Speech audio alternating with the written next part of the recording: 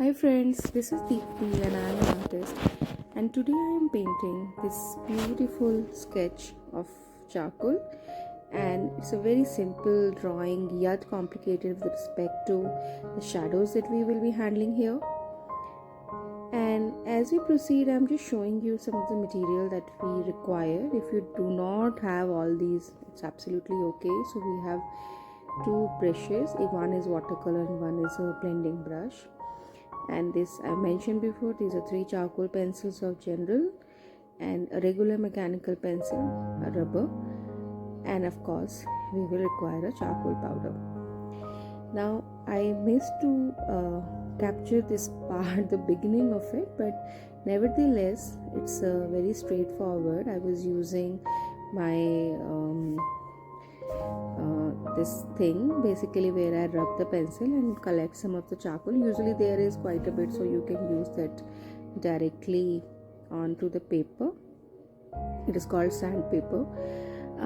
As I'm progressing, I have taken out the charcoal powder in the lid of the bottle, and now I am, I won't say it is a very carefully executed, because at this stage you can be fluid with the charcoal. You can use it at a pace where you find comfortable. You keep looking at the shadow area, the lighter areas, and continue to build on it. And the good part with charcoal is because it is so fluid in nature that you usually don't end up making mistakes, and with a kneaded eraser or a rubber you can easily handle if something goes wrong. So feel free at this stage and just focus on building the shadows. And as I have done the first layer, I am moving on to the second object in the sketch, which is an apple. Now the interesting part of this whole composition is that we are keeping a very light colored apple in front of a dark color vessel. So keeping that in mind, you have to ensure that the shading that you are using while you are maintaining the 3D form, it is not overpowering or darker in shade in comparison to the vessel. The vessel has to come across as a very darker value object versus the apple. And that is where I won't be layering too much on the apple. I will just try to bring in the 3D form in the beginning itself and would try to maintain that across. Now if you see, I have now moved on to a charcoal pencil. It's a soft, very soft, rather 6B charcoal that I'm using. This is to build those darker layers and also to get a precision, because with brush, of course, there will be some charcoal moving out here and there. So it's the delicate points, the very clear cut lines where you require precision, so to say. That is where you will use charcoal, and also to build up on darker layers, so that when you come back with the brush, you are not over pushing the dark colors into lighter or vice versa. So that said, we are doing this thing, and here you see I'm also building a bit of a shadow of the apple which is falling on the vessel. And interestingly, the shadow of a lighter object is also lighter, right? So if you place a yellow green yellow apple in front of the vessel, shadow would also be green or yellow, lighter in shade in comparison. So you have to keep those small things in mind, and basically those are the things which bring that, I would say, realism or a sense of reality in the viewer's mind. So continuing on that thing, we are again building up.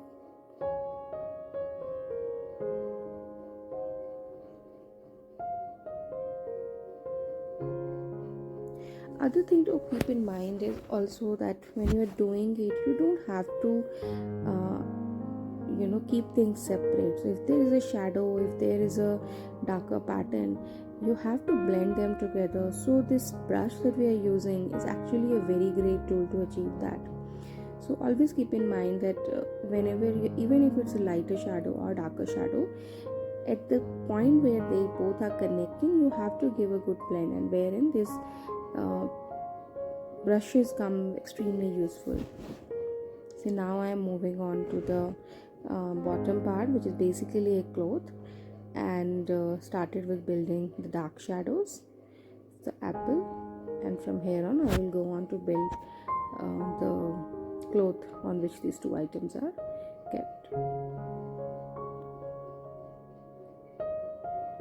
Friends, if you like my video, do subscribe my channel. I would love to teach all of these lessons that I have learned over a period of time, and I am a self-taught artist, so I have figured out ways which has made my life easier and bring me that confidence of building these artworks.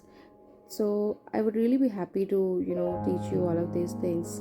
So if you like my channel, it allows me to focus more, and of course at the same time I get a lot of motivation by your support and encouragement. So really thank you for that, and let me know what you want to learn next, or you want me to just demo something. I would be happy to do that as well.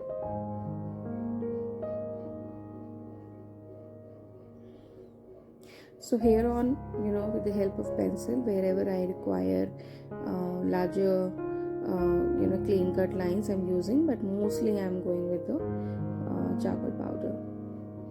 And trust me, when you learn this craft, it becomes so easy, and it's a no mess routine to follow, that you just need few items and you are good to go, and always ready. No water, nothing.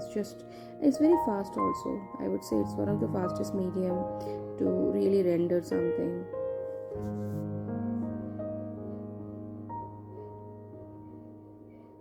Okay, here I'll take a pause and I'll let you go through the whole process for now, because I've explained most of the things.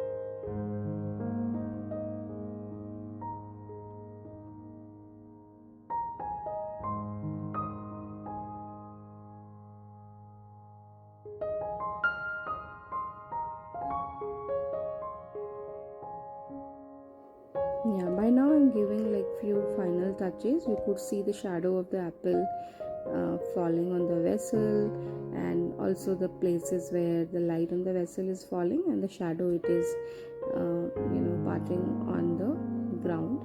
Cloth is also fairly visible. With little bit of detailing and steps, we are fairly done. Hope you enjoy this video. Do like and share and subscribe my channel and share with friends who need it. And really excited, looking forward to create another such video for you. Thank you once again. Bye.